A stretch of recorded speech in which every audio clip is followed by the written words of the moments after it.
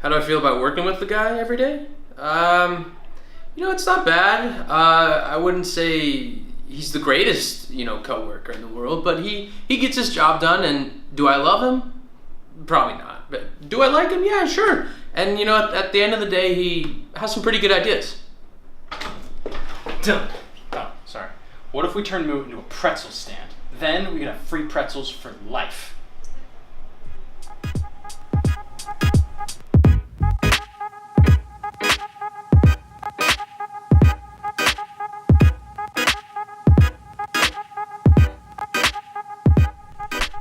What's up, ladies and gentlemen, and welcome back to an episode of Moot Points. I am stuffed with shawarma. It was a delicious lunch, but I'm here nonetheless. Brian, how the heck are you?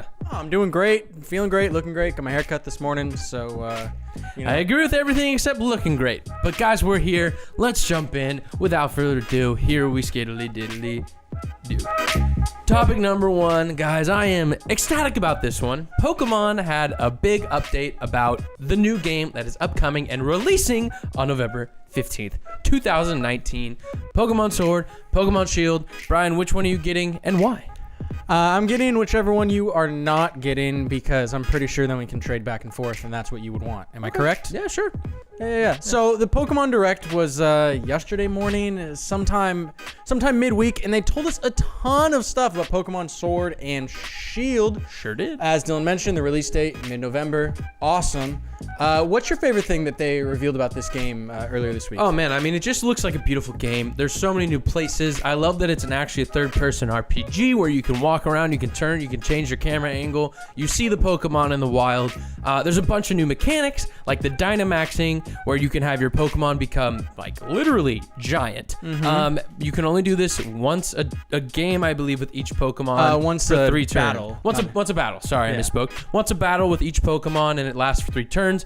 But if your opponent's Pokemon is Dynamax, you bet your bottom dollar you're going to have to get yours Dynamaxed. Yeah, so, I mean, Dylan just mentioned a bunch of really cool stuff. You mentioned it's this new kind of open world, third-person kind of experience. It's set in, I think it's called the Galar region. Yeah, Galar. Which is loosely, or maybe pretty tightly, based on the United Kingdom. Looks very similar. Which, I mean, that's cool. It's cool to go, somewhere a bit different. And they revealed some of the new Pokemon. There's a Wooloo or Wooloo. Little sheep guy. Yeah, Wooloo might be the evolution. Yeah. The little sheep guy, that's apparently a very British thing, is to have a bunch of sheep everywhere. I don't know.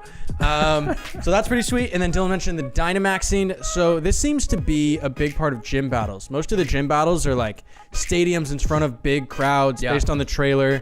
The other gym leader Dynamaxes, then you Dynamax and someone wins, who knows.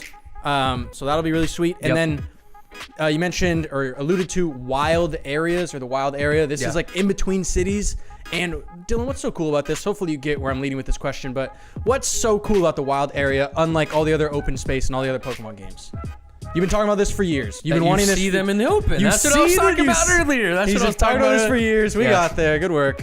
We got there. You can see the Pokemon out in the open when you're walking around. It's so sweet. And I love it. And they're combining all the best elements of all the different Pokemon things, movies, games, whatever, and putting it into one giant thing. And I love it. And the social aspect is there. You can play with up to 3 people online, or you can play couch co-op, right? Like no, Dylan, why... Before, sure, I could battle you or I could trade with you, but why would I want to play co-op with you in this Pokemon game? Because there are raids. There are big old raids where you can take down ginormous Pokemon and get rewards as a crew.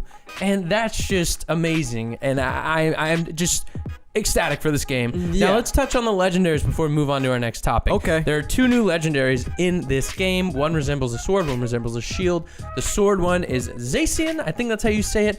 The shield one is Zamazenta. That one honestly has a way cooler name, but I gotta admit the shield looks like a doofus. You do not need to know how to say Zamazenta unless you like to joke and make memes, etc.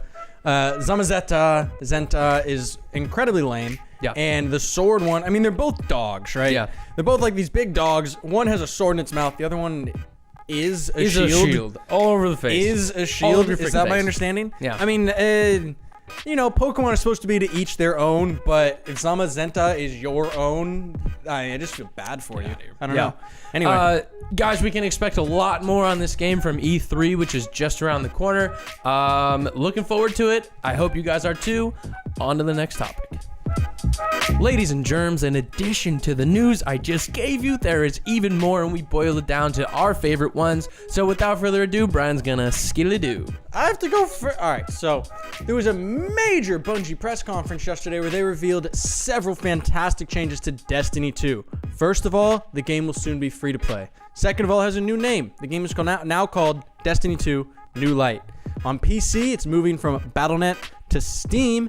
Finally, there will be cross-saving for the game, so you can play the same character on all different platforms, including Google Stadia. Destiny 2 New Light.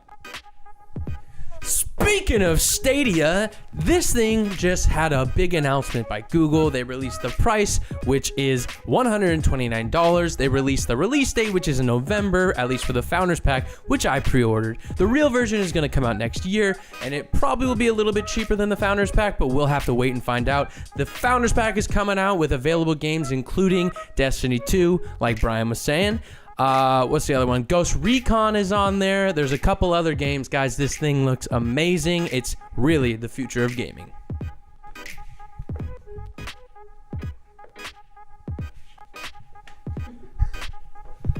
Hi, welcome back.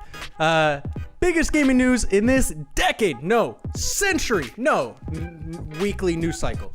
SpongeBob SquarePants Battle for Bikini Bottom Rehydrated is a remake slash remaster. It's a remaster make of SpongeBob SquarePants Battle for Bikini Bottom. This is probably the best SpongeBob game of all time, and there were several sick SpongeBob games. Old folks, new folks, young folks, ugly folks, Dylan's kind of whatever, all of them. We are all gonna love this SpongeBob game. I'm telling you, it's coming from THQ Nordic. I don't know when it comes out. What the hell's the matter with you? How much time you got? Guys, that's about all we have for this episode and the news that we thought was worth sharing with you right now. We're super hyped up. I'm super hyped up because I'm going to be at E3 next week. If you see me, take a picture. I dare you. I'll give you some Moot coins. I'll give you some.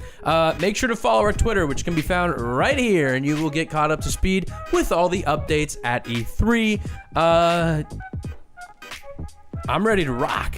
Oh, I've been ready to rock. Let's go. See ya!